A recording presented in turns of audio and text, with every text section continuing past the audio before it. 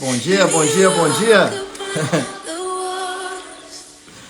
Deus, ele é sempre bom, sempre bom. Para você que está chegando agora, que alegria ter você aqui. Você que está assistindo esse vídeo em outro momento, deixa eu te dar um conselho. Separa um tempo, vá até o fim, assista tudo. Eu tenho certeza que o Espírito Santo vai ministrar o seu coração. Eu não tenho nenhuma dúvida disso. Bom dia, Lidiane, que alegria tê-la aqui. Eu espero que seja um tempo muito poderoso para nós aqui. Acabei de abrir esse café. Eu não tenho nenhuma dúvida que o Espírito Santo vai ministrar os nossos corações. Glória a Deus pela sua fome. Bom dia, Wesley, que alegria ter você novamente aqui. Glória a Deus, Deus é bom. Então, gente, é o que a gente sempre fala, né? Tudo começa na fome. Tudo começa na sede. Quando você tem fome e sede, você para comer ou para beber, não é assim? Então é assim, ó, fome ou sede, tempo, você para tudo, não é? Você para tudo para comer, até para beber uma água, você tem que parar o que você está fazendo. Então você, olá Betinha, Rosimeire, que alegria ter vocês aqui. Então tudo começa na fome. Fome e sede. Querido, se você tem fome e sede da palavra, você para assistir. Você pega um vídeo como esse e vai até o fim. Você pega uma live como essa, um café como esse e vai até o fim. A menos que você não possa, aí é diferente. Ah, pastor, eu não posso continuar aqui com você. Mas depois você pega e fala, não, eu quero aprender, eu quero ser ministrado aqui. E assim, querido, se eu tenho alguma coisa para dar hoje é porque eu parei para receber. Se eu sou pão na vida de alguém hoje é porque um dia eu fui fome e continuo sendo fome. Para que eu aprenda mais. Eu creio num Deus que ele não revela a estrada toda. Ele vai de reta em reta. Você pega a reta, você não sabe o que tem depois da curva. Só depois que você vira a curva que você vê. É assim, é o aprendizado contínuo. É essa necessidade de crescer na graça e no conhecimento. Então é fome e sede, aí depois vem o tempo. Vem o tempo, é o tempo que você para aprender, que é muito importante. Bom dia, Carlos Vitor. Bom dia, Valdira. Que alegria ter vocês aqui, tá? Então você para aprender. Aí se você parar para aprender, querido, você vai crescer em conhecimento. Não tem como escapar. Você fala inglês? Eu não falo inglês. Mas o que eu falo de inglês hoje é muito mais do que quando eu falava aí no Brasil. Por quê? Porque quando eu mudei para Portugal, o que eu fiz? Eu fui aprender inglês, eu estudo inglês todo dia hoje. Então o fato de querer aprender me fez crescer no conhecimento. Então quando você para aprender, não adianta, você vai crescer. Você vai crescer em conhecimento.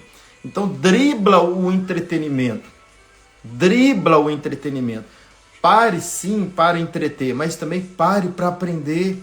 Pare para aprender, vá até o fim da live, vá até o fim desse vídeo. Você que pegou esse vídeo depois aqui, ó, vá até o fim. Então aí depois que eu dedico o tempo, eu começo a obter o que? Informação. O que é informação? É aquilo que vem. O que é o conhecimento? É aquilo que fica. Aí vem o conhecimento, que é o que armazena. E o que é a revelação? É o melhor do conhecimento. É a plenitude do conhecimento. É o céu no conhecimento. É a ministração de Deus no conhecimento. É o extraterra. É a revelação. É o que está no coração de Deus quando o conhecimento que você aprendeu foi escrito. É o espírito do conhecimento. A revelação. É o espírito que foi dito. Quando Jesus falou, qual o espírito que ele falou? Qual a motivação? Já viu quando você fala alguma coisa e a pessoa não entende? Você falou aquela coisa, mas ela não entendeu o espírito daquilo. Então ela pode tomar isso de outra forma. Então a revelação é quando você tem o espírito do que foi falado. E quando você chega nesse nível de revelação, querido, você foi para o nível de intimidade, do céu manifestando na terra, sabe? De saber quem de fato você é. E isso começa a produzir em você crenças e que muitas vezes desconstrói outras crenças. E aí, querido, como você crê, assim você se comporta. Porque se você aprendeu e crê que o diabo é poderoso, que o diabo se levanta contra a sua vida, que o diabo investe na sua casa, querido, você não tem ideia o quanto fraco você é. Porque, na verdade, o diabo, ele já é um derrotado. Mas qual é a revelação que você tem sobre o diabo? Entende? Quando você não entende a obra consumada, o que Cristo fez por você, querido, você está vivendo uma vida de miséria. É uma vida espiritual miserável. Sabia? Miserável. E aí por quê? Porque falta luz, falta revelação, que falta dedicar tempo lá de trás, lembra? A fome de querer aprender o novo. E aí pronto, as nossas crenças determinam os nossos comportamentos. Então a gente chega na crença que determina o comportamento. Então a gente está chegando no resultado final. Então assim, o fim, ele é justificado pelo início. Como eu começo, assim eu termino, quando se trata do conhecimento. Bom, então vamos lá, vamos em frente aqui, gente, vamos em frente, né? Sempre eu trago isso para reforçar essa tese da importância de parar para aprender. Porque aqui com a gente, aqui, as nossas lives, nossos cafés, são diferentes, irmãos, são diferentes. Não é essa linha, sabe? Eu vejo muito mais como escola. E escola você tem que parar para aprender, não adianta. Eu sei que a alma é tentada, né, a não assistir a live toda, a live é tentada a sair para ver o que está acontecendo, você acaba de acordar agora, quer ver quem te chamou, quem te curtiu. Jesus, faz isso, querido, mas faz em outro tempo. Separe esse tempo agora para ouvir o que Deus tem para falar. Bom, então vamos lá. A gente está trabalhando sobre essa questão de salvação e reino, eis a grande diferença. É um conteúdo que às vezes você ouviu pouco por aí e a gente sempre está reforçando, trazendo muitas coisas sobre a mesma coisa. Quer dizer para você que salvação é uma coisa, reino é outra. Se você está chegando agora, assista as outras lives para você entender melhor. Já tem 3 lives para trás que a gente está nessa série de salvação e reino. Vou tentar ser um pouco mais rápido hoje para a gente ganhar tempo, para a gente não ficar muito tempo também nessa série. Então, se você tem caneta e papel, pega a caneta e papel para você anotar algumas coisas que eu quero te passar, para você depois ler com calma. Mas hoje nós vamos falar da parábola das virgens. E em Mateus capítulo 25, onde está essa parábola, Jesus ele diz assim, preste atenção nisso aqui. Então o reino do céu será semelhante a 10 virgens que, tomando as suas lâmpadas, saíram ao encontro do noivo. E 5 delas eram prudentes, preste atenção, e 5 imprudentes. As imprudentes tomaram as suas lâmpadas e não levaram azeite consigo, mas as prudentes levaram azeite em suas vasilhas, com suas lâmpadas. E tardando o noivo, todas cochilaram e foram dormir. Veja que o texto não está dizendo que algumas cochilaram, mas todas cochilaram. Todas. E foram dormir. Para não tocar a tossezinha seca aqui. Mas à meia-noite ouviu-se um clamor. Eis que vem o noivo, saía ao seu encontro. Então todas aquelas virgens se levantaram e prepararam as suas lâmpadas. E as imprudentes disseram às prudentes, dai-nos do vosso azeite, porque nossas lâmpadas estão se apagando. Mas as prudentes responderam, dizendo, para que não falte a nós e a vós, ide antes aos que vendem, e comprai para vós. E saindo elas para comprar, chegou o noivo. Chegou o noivo. E as que estavam preparadas entraram com ele para as bodas e fechou-se a porta. Depois vieram também as outras virgens, dizendo, Senhor, Senhor, abre-nos a porta. Respondeu ele, dizendo, em verdade vos digo, eu não vos conheço. Eu não vos conheço. Vigiai, pois, porque não sabeis a hora em que há de vir o vosso Senhor. Vamos entender isso aqui. Pastor Elton, que alegria tê-lo aqui. Então vamos lá, para a gente entender isso aqui, queridos. Essa parábola está falando de 10 virgens. A primeira coisa que a gente precisa entender nessa parábola é que Jesus não contou uma parábola falando de 5 virgens e 5 prostitutas. Tá? As 10 eram virgens. Se Jesus estivesse falando do achado e do perdido, do salvo e do não salvo, ele estaria dizendo do que creu, do que não creu, do que está indo para o céu, do que não está indo, ele diria que 5 eram virgens e 5 prostitutas. Mas não, as 10 eram virgens. As 10 eram virgens, as 10 tinham azeite na sua lamparina, As 10 esperavam pelo noivo. As 10 tinham a lâmpada acesa. Então, azeite na lamparina, Espírito Santo. Espírito Santo. Lâmpada acesa, Jesus. Esperava pelo noivo, entendia o plano da salvação. Então, em outras palavras, as 10 eram salvas. Acreditem, as 10 eram salvas. Só que a Bíblia diz para nós que todas as 10 cochilaram quando estava chegando a época do arrebatamento. Você já percebeu que nesse tempo, que é o tempo do fim, tem gente boa ficando ruim? Bom dia, pastora Fátima querida. Já percebeu que muitos crentes que há 10 anos, 15 anos atrás eram muito mais cheios de Deus, mais comprometidos, hoje estão enfraquecendo na fé? Presta atenção nisso aqui. A Bíblia diz para nós que até as prudentes estavam dormindo. Então isso é muito perigoso. É claro que é uma parábola, mas é perigoso até quem está bem espiritualmente enfraquecer na fé. E esse é um cuidado que todos nós precisamos ter. O texto diz para você e para mim que todas essas virgens estavam no sono. Todas elas estavam no sono quando o noivo veio. E diz a Bíblia para nós que quando o noivo veio, 5 delas subiram e 5 ficaram. Essas virgens que ficaram, o que você crê? O que você aprendeu? Gente, antes da gente continuar, vamos dar uma compartilhada aqui? Quem está comigo aqui, não custa nada. Clique nesse aviãozinho aí.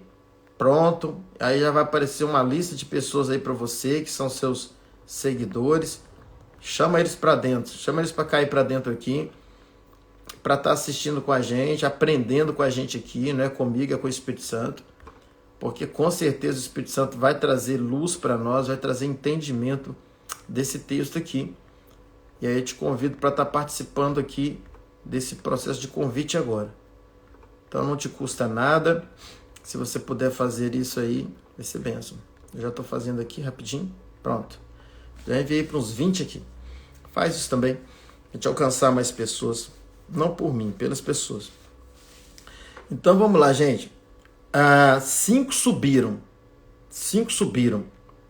E 5 ficaram. A pergunta é, as 5 que ficaram, tá? Elas ficaram por quê? Elas vão para onde? Então muita gente pensa que as 5 que ficaram, vou responder aqui. As 5 que ficaram foram para o inferno. Porque só tem céu e inferno. Né? Então, assim, o que faz sentido para a maioria das pessoas é que as 5 que ficaram foram para o inferno. Vamos mudar aqui no entendimento da maioria. Perderam a salvação. Perderam, não subiram. Se elas subiram, só restou para elas ficar para o inferno. Então vamos lá, esse é o entendimento de muita gente. Né? Talvez da maioria dos cristãos. Né? Que as 5 imprudentes perderam a salvação, foram para o inferno, e as prudentes foram para o céu. Mas, queridos, não é isso. Não é isso. A gente precisa resolver essas questões. Preste atenção.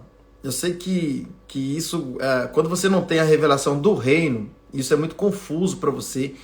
E talvez seja uma das maiores discussões que nós temos hoje na linha teológica, é se o crente perde a salvação.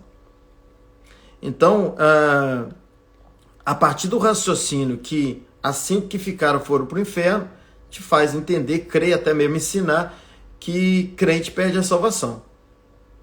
Porque você entendeu que quem ficou foi para o inferno, então perdeu a salvação. Pastor, eu até acredito que as 10 eram virgens, mas eu percebi que 5 ficaram. Se ficaram, se as 10 eram virgens e eram salvas, se ficou 5, 5 foi para o inferno. Então esse é o entendimento da maioria. Mas eu espero que Deus desconstrua esse entendimento aí no seu intelecto, no seu espírito aí. Porque não é isso. Eu vou te explicar o que está acontecendo aqui. As 10, presta atenção, as 10 eram salvas. E as 10 continuaram salvas. Entenda isso, Efésios 2,8. Pela graça nós somos salvos. Mediante a fé. Isso não vem de vós, é dom de Deus. Então não é nada que você faz para ser salvo.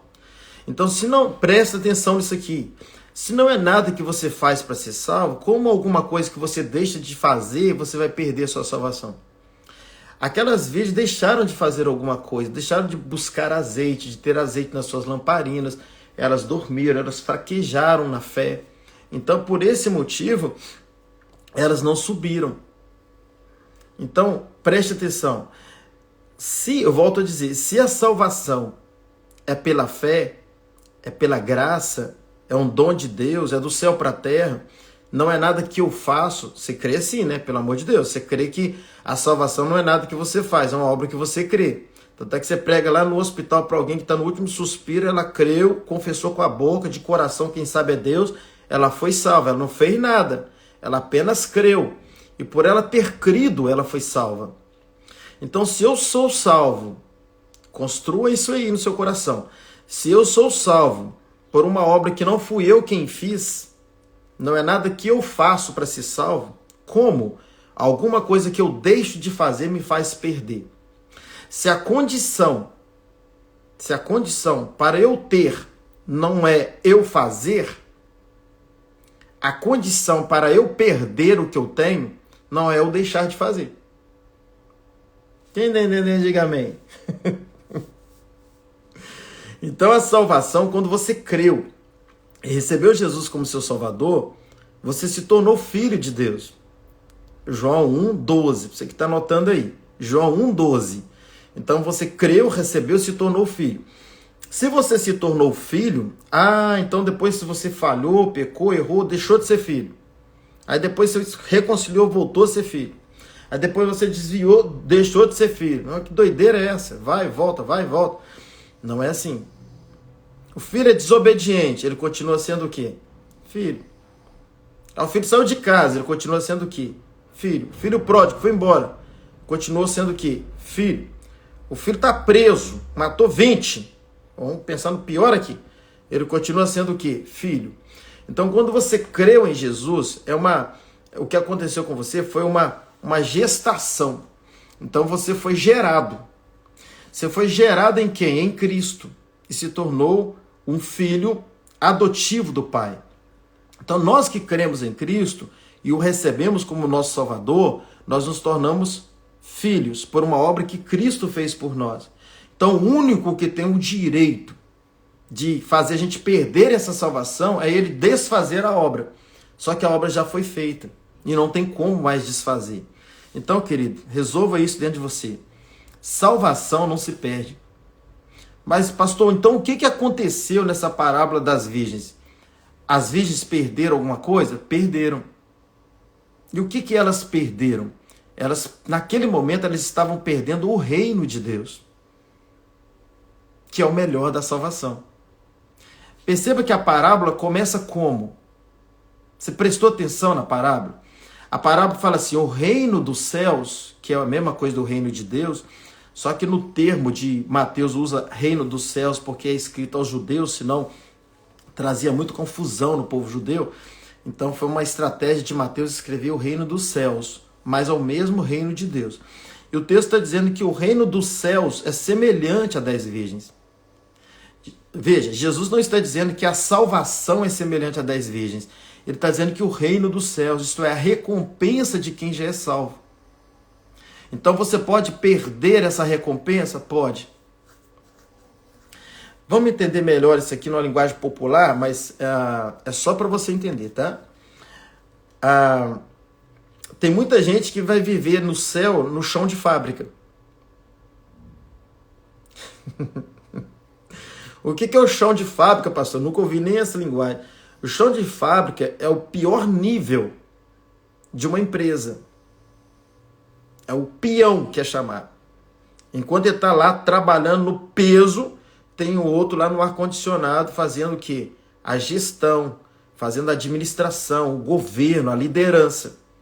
Então, a eternidade também terá o governo, a liderança.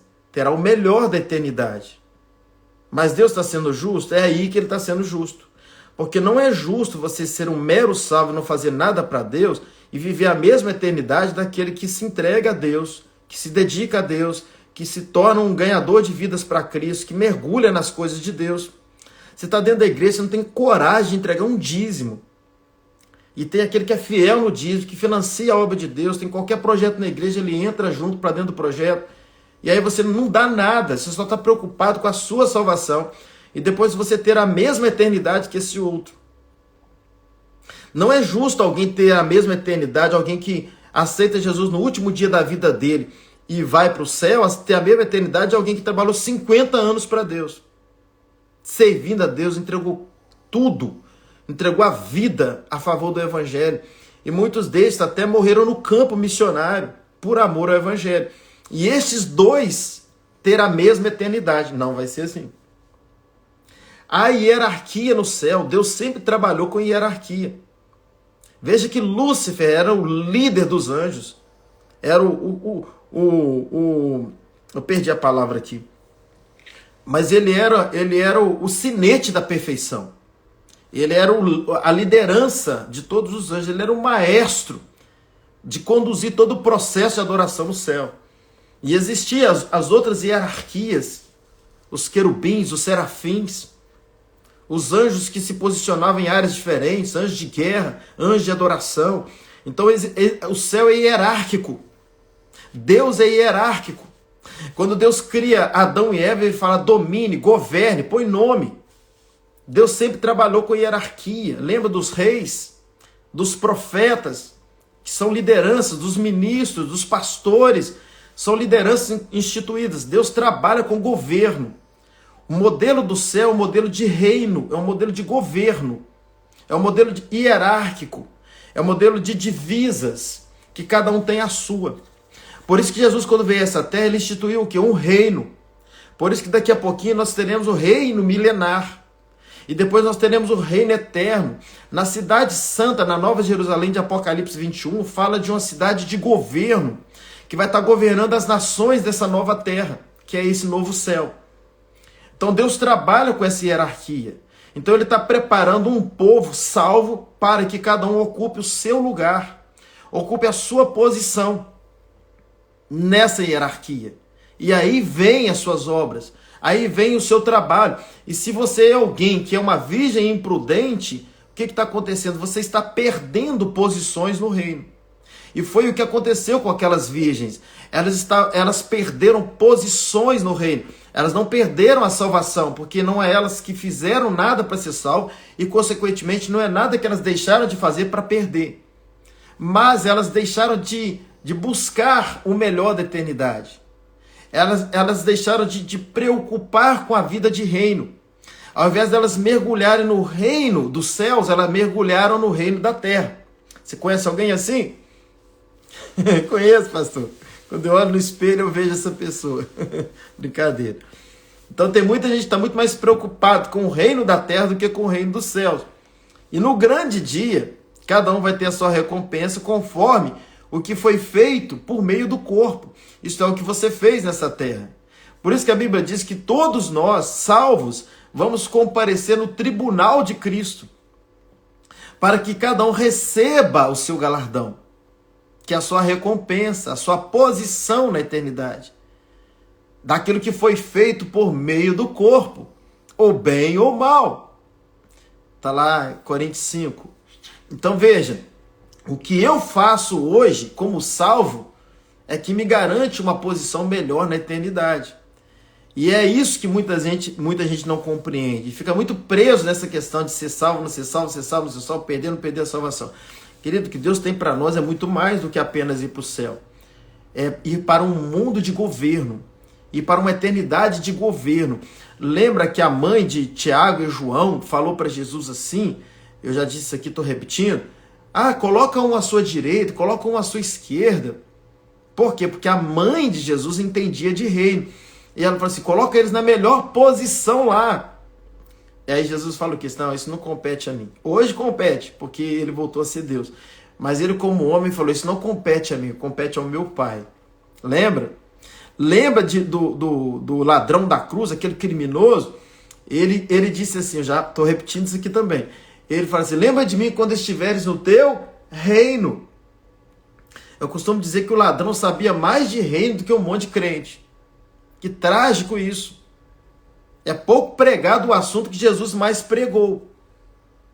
Porque se você olha os 4 evangelhos, você vê que pelo menos 80% dos 4 evangelhos é Jesus falando de quê? De reino. Toda parábola é de reino. E não se prega reino, que é o melhor da eternidade. Então aquele ladrão, ainda que ele era um ladrão, ele não era convertido, mas ele sabia sobre reino. Provavelmente ele ouviu Jesus falar de reino. Então quando ele estava ali na cruz, ele se arrependeu e pediu o quê? O reino. Lembra, gente? Ele pediu o reino. Lembra de mim quando estiveres do teu reino. Aí o que Jesus responde para ele? Quem lembra? Hã?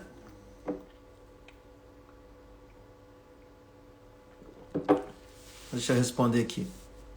Ele diz assim: hoje mesmo estarás comigo no paraíso. Jesus deu a ele o que ele pediu? Sim ou não? Vai rapidamente aí. Jesus deu ou não deu a ele o que ele pediu? Quem pode responder aí? Não é vergonha errar não, gente. Nós estamos aqui estudando juntos. Deu ou não deu, gente?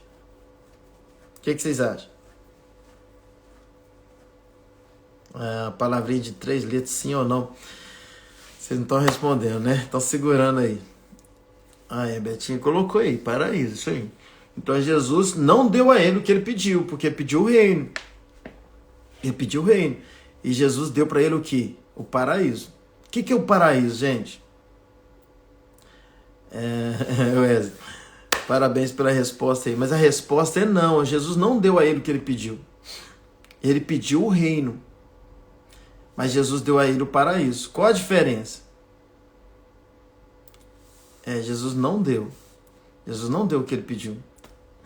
Ele pediu o reino. Jesus deu a ele o paraíso. Qual a diferença? É o que a gente está falando aqui. O paraíso, naquela época, era um ambiente de salvação. Era onde os salvos iam. E o reino era uma outra realidade. O reino é uma posição de governo. Então o que Jesus falou para ele? Hoje mesmo estarás comigo no paraíso. Jesus não falou hoje estarás comigo no reino. Ah, pastor, o paraíso é o reino. Não. O paraíso terá um reino. O paraíso é a eternidade que terá um governo. Então foi dado a ele esse lugar de governo. Ou melhor, pediu o lugar de governo. Só que ele tinha obras para governar.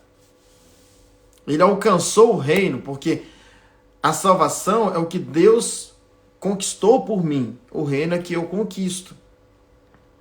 Então, se eu não conquistar o reino, eu perdi o reino. Eu não perco a salvação, porque quem conquistou para mim foi Cristo. Mas o reino sou eu quem conquisto. São as minhas obras. É a minha resposta que eu dou à cruz. E aquele ladrão não tinha como dar nenhuma resposta. Porque ele já estava na cruz e ali ele já ia partir para a eternidade. Ele estava morrendo ali. Em outras palavras, Jesus está dizendo assim: olha, a salvação eu te dou porque você creu e se arrependeu. Mas eu não posso te dar o reino porque você não tem tempo de ter obras. E o reino eu conquisto com obras. Por isso que você percebe que as parábolas, todas elas, tem quem ganha e quem não ganha. Tem um lado bom da parábola, tem um lado ruim. Tem aqueles que são aprovados e tem os reprovados.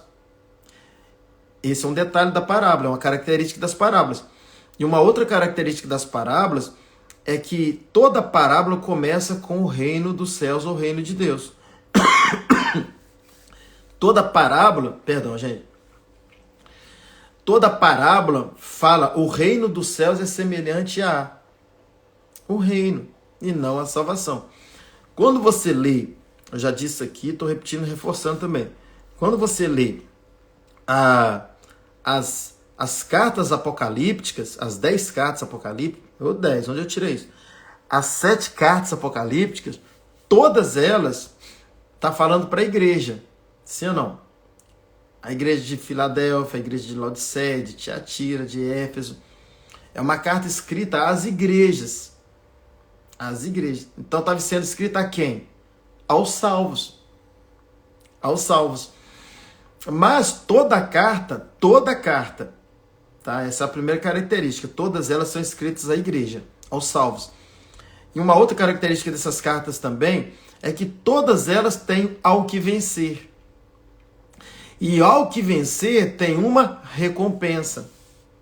Então todo salvo tem que ser vencedor para ele ter uma recompensa. E quando a gente fala de um salvo vencedor, nós estamos falando de um salvo maduro. Na live passada falamos sobre isso. Um salvo que amadurece, que cresce para o casamento. Que é o casamento da noiva com o noivo. Então, vamos lá, gente, para a gente entender melhor essa parábola, então, daqui a pouquinho partir para o encerramento. A gente está falando da parábola das virgens para você que chegou agora. Então, vamos lá. As virgens eram todas salvas? Eram. 5 subiram, sim, e 5 não subiram. Para a gente entender bem essa parábola das 10 virgens, a gente precisa ler contexto de texto. Então, vamos pensar no que está acontecendo ali para a gente entender melhor. Mateus 24 todo e Mateus 25 todo, Jesus está dentro de um mesmo assunto. Eu vou te dar isso como dever de casa e fazer essa leitura com calma. Quando chega no versículo 3 de Mateus 24, os discípulos perguntam para Jesus como será o fim, que sinais terá do fim da volta dele. Nessas 3 perguntas de Mateus 24, versículo 3, Jesus demora para responder. Ele usa o capítulo 24 todo para responder e o 25 todo. Então, quando você lê o capítulo 24, a partir do versículo 4 até o capítulo 25 todo, você vai encontrar a resposta que Jesus está dando da pergunta que foi feita em Mateus 24, 3. A partir do 4 ele começa a responder. E aí vamos lá para a gente entender. E ele começa dizendo o seguinte, falando primeiro desse período que nós estamos vivendo. Ele começa no versículo 4, depois você olha lá, falando dos rumores de guerra, falando do esfriamento, falando da falta de amor, falando dos terremotos, falando da perseguição, falando de um monte de coisa ali no início do capítulo 24. Ele está falando do período, preste atenção nisso aqui, para você não apenas aprender, mas ensinar. Ele está falando do período que é o período que vai anunciar, é um prenúncio do arrebatamento. Então ele vai falando primeiro, ele está respondendo as perguntas dos discípulos do versículo 3, no 4 ele começa a responder, e ele vai falando, olha, vai ser tempos difíceis, ele vai falando o que vai acontecer. Não vou ler para a gente ganhar tempo aqui. Quando ele chega no 24, 13, ele vai do 4 ao 12 falando desse momento difícil que a igreja vai viver e que a terra vai viver. Mas quando ele chega no versículo 24, 13, olha o que ele fala. Mas aquele que perseverar até o fim será o quê? Salvo. Querido, se você ler esse texto isolado, o que você pensa? Opa, a salvação é meritocrática. A salvação é algo que eu tenho que fazer para ser. Então você arruma confusão. E esse é o problema de muita gente. Lê o versículo isolado. Mas ele usa um termo mas. Toda vez que você lê essa palavra mas, porém, todavia na Bíblia, está se referindo a tudo que foi falado antes. Então quando ele fala, mas aquele que perseverar até o fim será salvo, ele está dizendo o seguinte, o tempo vai ser difícil, mas os salvos, é isso que ele quer dizer, os salvos que perseverar até o fim será salvo da grande tribulação. Porque vai acontecer um arrebatamento antes da grande tribulação, que é o fim da graça, que vai recolher todo salvo maduro, todo salvo virgem prudente, todo salvo vencedor, todo salvo preparado, todo salvo apaixonado com Cristo, todo salvo de reino. Então ele está dizendo, aqueles que perseverarem até o fim, não há necessidade deles passarem por esse período da grande tribulação. Eles serão salvos da grande tribulação. Querido, não é ser salvo para ir para o céu. O salvo já é salvo para ir para o céu. Ele está dizendo que será livre desse período difícil que a terra vai viver. Que é o anúncio, que é o período da grande tribulação, o governo do anticristo. Esse período. E aí ele vai construindo. Quando ele chega lá em Mateus 24, 36, ele fala assim, quanto à vinda do Filho do Homem, eu não sei, somente o Pai. Eu creio que agora ele sabe, porque na época ele estava falando como homem, agora ele já voltou a ser Deus e tomou todo o poder nos céus e na terra. E aí ele fala assim, será como nos dias de Noé. E aí ele vai explicando, e depois ele fala assim, estarão 2 no campo, um será pegado, tirado, e o outro fica. Estarão 2 moendo no moinho, uma sobe e outra fica. Ele está falando sobre aquele perseverar até o fim. Ele está dizendo, aquele que persevera, ele está na mesma construção. Ele está dizendo, aquele que perseverar até o fim, ele sobe. Ele será livre desse período da grande tribulação. Mas quem não perseverar vai ficar. Quem é de reino no período da graça não vai passar pela grande tribulação. Por quê? Porque a grande tribulação é uma disciplina para os salvos irresponsáveis. A grande tribulação é uma oportunidade para os salvos que não têm compromisso com Deus passar a ter. Os salvos que estão brincando com Deus parar de brincar. Os salvos meninos crescerem. Quem está entendendo? Então a grande tribulação vai pegar muitos crentes? Vai. Mas quem? Quem for menino no tempo da graça. Quem não crescer no tempo da graça. Quem não amadurecer no tempo da graça. Virgem imprudente no tempo da graça. Esses ficam. E aí Jesus fala que esse dia virá como ladrão. E o ladrão não avisa quando vem. E é assim que vai acontecer. Então, a qualquer momento pode acontecer o arrebatamento. E quem sobe? Todos? Não. Vai subir só os frutos maduros. Aqueles que são maduros, aqueles que chegaram à maturidade, que cresceram na fé, no entendimento, na revelação, conquistaram o reino, são vencedores, têm compromisso, responsabilidade com Deus, tudo que você puder imaginar. Tudo que você puder imaginar de bom de um crente. Esses entenderam o evangelho. Esses morrem por Cristo. Esses são salvos, comprometidos, mais que vencedores, sabe? A ser responsáveis com o reino de Deus. Estes não precisam passar pelo período da grande tribulação. Imagine, querido, que a grande tribulação é uma árvore. Preste atenção nisso aqui, isso vai te ajudar. A grande tribulação, imagine que é uma árvore cheia de frutos. Tá? Então, o que acontece? Não, perdão, vamos mudar isso aqui. Imagine que o tempo da graça é uma árvore cheia de frutos. Tá? É uma árvore cheia de frutos. E aí o que acontece? Chega um momento que tem muitos frutos maduros já. Pensa no pé de manga. Amadurece todas as mangas no mesmo dia? Não. Não. Vai amadurecendo, não é? Então quando chega um momento, você vai lá e balança o pé e pega os frutos maduros. E os verdes? Continuam no pé de manga. Porque precisa ficar mais um tempo para amadurecer. Quem vai ficar para a grande tribulação? Crentes que não amadurecem no tempo da graça. Eles vão precisar ficar mais de um tempo para amadurecer. Agora imagine que os frutos que ficaram, Deus resolve colocar um sol mais intenso. Vamos imaginar que a temperatura era 28 graus. Não, vamos jogar 40 graus porque nós temos pressa desse fruto amadurecer. Então esse fruto agora está sob pressão. Pega isso aqui, meu irmão. Pega isso aqui. Em nome de Jesus. Então esse fruto agora está sob pressão para amadurecer. E aí ele amadurece mais rápido, num tempo mais curto. Ele não pode mais ficar aquele tempo esperando. Vai ser o período da grande tribulação.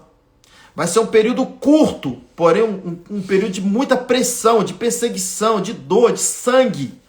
De coisas horrendas que vão acontecer de perseguição de cristãos. Que são aqueles que ficaram. Então, nesse período, eles amadurecem, porque não amadureceram no tempo da graça. É preciso a gente ficar para esse período? Claro que não! Basta a gente se comprometer agora. Basta a gente viver agora essa vida para Deus. Não precisa ser sob pressão, pode ser sob amor. Amor! E aí sim, querido, aí sim você sobe nesse primeiro arrebatamento, que é o arrebatamento das virgens. Então, quando Jesus continua falando, ali no capítulo 24, ele pula para o 25 no mesmo assunto. E aí é o que a gente leu. Aí ele fala, o reino dos céus, aí ele explica sobre isso. O reino dos céus será semelhante a 10 virgens. 5 estão preparados e 5 não. Então 5, fruto maduro, 5 vai ter que continuar na terra, como fruto verde. E vai passar por um período sob pressão. Querido, grande tribulação são 7 anos, 3 anos e meio de paz, 3 anos e meio de guerra. Mas esses 3 anos e meio de guerra, de perseguição, vai ser tão pesado, tão forte, que é como se fosse 50 anos para um crente amadurecer normal. Então ele vai amadurecer sob pressão, debaixo de pressão. E não é o que eu quero passar. E eu creio que não é o que você quer passar. Pastor, o que eu preciso fazer então? Responsabilidade, meu irmão, compromisso, entender o reino, dedicar ao Senhor, se entregar a Cristo de verdade, querido. Não há uma outra forma. Parar de brincar de ser crente. Levar o evangelho a sério, responder à cruz, morrer pelas pessoas. É o que Deus espera de nós. É maturidade, é entender o mundo espiritual, o governo do Espírito. É desejar o noivo. Porque não há casamento se não houver dois desejos. Não há casamento se houver desejo só de uma parte. Jesus já nos desejou, ele veio a essa terra, morreu por nós, pagou por nós, veio morar dentro de nós, nos ama incondicionalmente e nós por ele. Como que vai acontecer um casamento se não houver amor de ambos os lados? Então nós temos um Deus que nos ama, mas nós estamos amando Deus. Como é que está a nossa responsabilidade com o Senhor? Então, querido, se você é menino ainda, você não está pronto para o casamento. Se você não está pronto para o casamento, você não vai subir nesse primeiro arrebatamento. Pastor, então o senhor está dizendo primeiro arrebatamento? Tem dois? Tem dois. Continua seguindo aqui com a gente, não vai dar para falar do segundo hoje, mas tem um outro no final da grande tribulação. E aí sim é a volta do Senhor. É a ressurreição dos mortos para o reino milenar. Mas existe um arrebatamento antes da grande tribulação e um depois. Quem não entende não tem essa revelação de reino, e pela graça do Senhor a gente tem, não consegue entender um monte de coisa. Por causa, já começa aí, a igreja passa ou não passa pela grande tribulação? Igreja não passa, porque igreja não é salva, igreja é quem tem compromisso, responsabilidade, é a eclésia de Cristo na terra. Igreja não passa, mas muitos salvos vão passar. Salvos meninos da fé, salvos que não amadurecem. Querido, dá mais uma compartilhada aí, vamos dar uma paradinha para a gente partir para o encerramento. Mas se você não compartilhou ainda, compartilha essa live aí, clica nesse aviãozinho, convida o máximo de pessoas que você puder. Pastor, o senhor já está no fim. Eu sei que eu estou no fim da live aqui, mas muita gente vai poder assistir depois, com calma, vai estar gravado, vai estar salvo aqui para você assistir de novo, compartilhar. Querido, isso muda tudo quando você entende. Muda tudo. Pastor, então vamos lá. Vamos lá para a gente entender isso aqui. Então, depois que a igreja sobe, por que a igreja subiu, pastor? Porque a igreja está pronta. Quem é salvo, maduro, se ficar mais tempo, vai apodrecer. Então, Deus colhe, Deus arrebata esses. Deus arrebata esses. Por isso que a Bíblia diz que se não abreviar esse tempo, ninguém se salvaria. Quando ele fala salvar, é desse período. É desse período. Então, ele abrevia, recolhe para não apodrecer esse fruto, só no entendimento do fruto, tá, gente? Então ele recolhe e os verdes ficam. E vão passar pela grande tribulação, sob pressão de amadurecimento. Vão amadurecer? Vão. A Bíblia diz que nesse tempo vai subir um povo incontável. Eu vou ver se nas próximas lives eu falo desse texto para vocês. Eu vou falar ainda do arrebatamento do filho varão. É lindo, lindo, lindo. O que eu estou ensinando aqui quando você faz o paralelo com Apocalipse 12, querido, fecha, pelo amor de Deus, não deixa de assistir as próximas lives, porque eu vou falar do arrebatamento do filho varão para frente. Aí nós vamos linkar o que a gente está falando hoje com o arrebatamento do filho varão, que é o filho maduro. Maduro. Então aí junta, não tem como não fechar. Então, querido, só para a gente concluir sobre a questão das virgens, tá? Eu poderia falar muito mais aqui, mas só para a gente concluir, o Espírito Santo vai continuar falando contigo também, mas vamos concluir essa questão das virgens aqui. Você pode dizer assim, pastor, mas lá no fim do capítulo, você que conhece o texto, pode dizer assim, olha, fazer questão de ler aqui. O texto está dizendo assim, pastor, aí já é confuso, porque o texto está dizendo assim, respondeu ele, em verdade vos digo, eu não vos conheço. Então, olha só, as virgens que ficaram, a Bíblia diz que elas bateram na porta para o noivo abrir. É claro que isso aqui é uma parábola, não vai ser bem assim. Mas elas bateram na porta para o noivo abrir. Só que quando elas batem na porta, o noivo que é Jesus, fala para eles, eu não conheço vocês. Eu não conheço vocês. E aí você pode dizer assim, pastor, como que uma pessoa não perdeu a salvação? Como que uma pessoa é salva se Jesus não conhece ela? Faz sentido? Faz sentido. Como que ela pode ser salva se Jesus não conhece ela? Isso faz sentido, mas não é a verdade. A verdade é a seguinte: ninguém é salvo, preste atenção, ninguém é salvo porque Jesus conheceu essa pessoa, ainda que ele nos conhece. Ainda que ele nos conhece porque ele é onipresente, onipotente e onisciente. Então ele conhece todos nós. Mas ninguém é salvo porque Jesus nos conhece. Sabe por que você é salvo? Você é salvo porque você conheceu Jesus. É diferente. Alguém apresentou Jesus para você e você agora passou a conhecê-lo. E você conheceu ele, conheceu a verdade e a verdade te libertou. Isso é salvação. Então a salvação é para aqueles que conheceram Jesus e creram nele. Agora, ninguém é do reino se não se tornar conhecido dele. Porque é possível eu conhecer alguém que não me conhece. Eu conheço Neymar, ainda que seja de televisão, mas ele não me conhece. Então o que acontece com muitos salvos? Eles conhecem Jesus e por isso são salvos, mas eles não têm obras para se tornar conhecidos. Eles não chamam a atenção de Deus. Lembra de Estevão, que Jesus ficou de pé para ver a morte dele? Ele colocou Jesus de pé. Há pessoas que Jesus conhece. Estou dizendo no sentido de obras, mas há pessoas que Jesus não conhece. Eles são salvos porque eles se aproveitam de uma obra que Jesus fez. Eles são salvos por causa do plano da salvação, mas eles não se tornam conhecidos. Eles não fazem diferença. Eles não amadurecem. E como é que um noivo vai casar com uma noiva? Ou nem noiva ela é ainda. Como é que alguém vai ser noiva de Cristo se não for conhecida do noivo? E quando a gente fala de noivar com Cristo, presume-se um monte de coisa. É claro que passou pelo processo da paquera, do namoro, mas quando chega no noivado, presume-se responsabilidade. Noiva é responsável. Presume-se comprometimento. Noiva é comprometida. Renúncia. Noiva renuncia.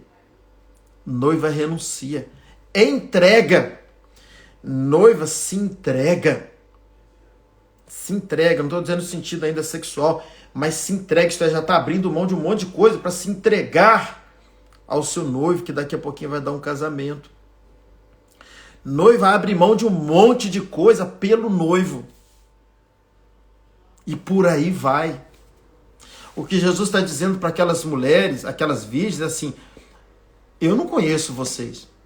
Isto é, vocês são salvas porque me conheceu o meu plano, conheceu a cruz, conheceu a obra que eu fiz. Mas vocês não são do reino, vocês não cresceram, não amadureceram ao ponto de me conhecer. E se é só uma parte que é conhecido, como pode acontecer o casamento? Um dia um amigo meu brincou comigo assim: eu vou casar. Ele era solteirão, ele falou: eu vou casar. Eu falei: mas quem é a noiva? Ele falou assim: ela não sabe ainda não. Eu tenho que encontrar e ela me conhecer para eu casar. É mais ou menos esse raciocínio. Jesus está desejando a gente, ele deseja a gente, ele decidiu habitar na gente, ele quer casar com a gente, mas e nós? E nós? Então, querido, a gente já partir para o encerramento aqui. O casamento acontece quando os dois se desejam. O casamento acontece quando a noiva deseja o noivo e o noivo deseja a noiva. E tem muita gente que é salvo pela graça, mas não tem o reino pelas obras, isto é, não tem o casamento ainda. Pastor, você está querendo dizer que nem todos vão casar com Jesus? Num casamento, tem o marido, tem a esposa, o noivo, tem a noiva e tem mais o quê? Mais o que tem no casamento, irmãos? Os convidados. Lembra do dia, daquela parábola das vestes que não eram vestes de núpcias? Então tem os convidados.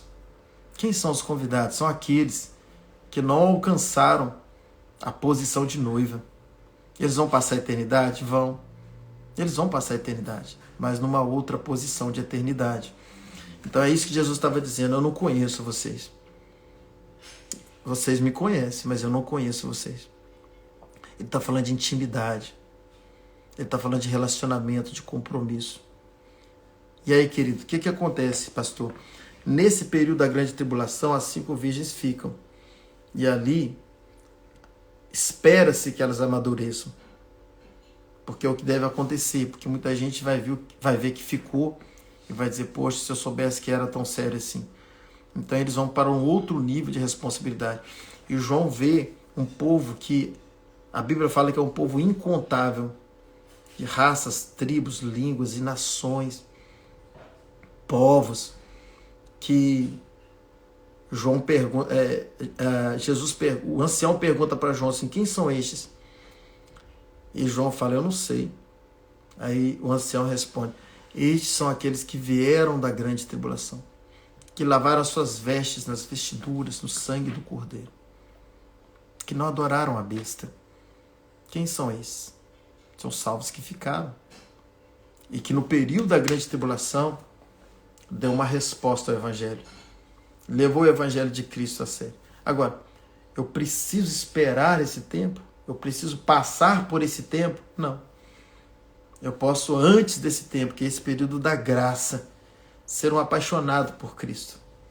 Ser alguém que se entrega a Cristo, que se doa, que vive uma vida de reino. Então é isso. Pastor, perde salvação? Não. Não, volto a dizer, você não vai perder nada por não fazer, porque não é nada que você fez. Mas perde o reino, pastor? Perde. E que é o reino? É o melhor da salvação. Então, querido, viva uma vida de reino. Semana que vem nós vamos continuar as parábolas que você vê. Qualquer dúvida que você tiver, você pode me chamar também, tá? E a gente vai procurar responder. Toda dúvida que você tiver dentro desse tema, a gente vai procurar responder. E na segunda-feira nós vamos continuar. Não perca. Você que chegou agora, assista esse café todo. Assista essa ministração toda para você entender melhor o que nós estamos falando aqui. Pastor, é a primeira que eu assisto. Esse dia eu não tenho assistido. Assista as outras 3. Essa parte 4 de Salvação e Reino, Eis a Grande Diferença, que é de um livro que eu escrevi sobre esse tema. Eu falo desse livro na primeira e na segunda, eu acho. Esse livro tem ele à disposição, mas a proposta aqui não é vender livro, não é nada disso. Mas que eu explico melhor tudo que eu estou explicando aqui, com um pouco mais de profundidade, por causa do tempo que a gente tem lá no livro. Mas se você assistir essas lives também, desde a primeira até agora, com certeza vai trazer muito esclarecimento para que você entenda que salvação é uma coisa, reino é outra coisa. Na segunda-feira eu vou trazer mais textos, tá? Sobre esse tema. E nós vamos falar também no decorrer dessa série sobre o segundo arrebatamento. Nós vamos falar o que vai acontecer na eternidade, segundo Apocalipse capítulo 21. Nós vamos falar sobre o arrebatamento do filho varão, para a gente fechar esse assunto e você ter de forma clara essa revelação em nome de Jesus que salvação é uma coisa, reino é outra. E que nem todos salvos vão reinar com Cristo. Nem todos salvos participam desse primeiro arrebatamento. Só participam aqueles que já são salvos maduros, que já estão prontos para o casamento. Ok? É isso. Então, assim, dá uma compartilhada aí. Você que não assistiu, assista de novo. É importante que você clique aí no foguinho, no coraçãozinho, comenta. Quanto mais você fizer essas coisas, é melhor. Para mim, para minha alma, não, querido. Não é para mim.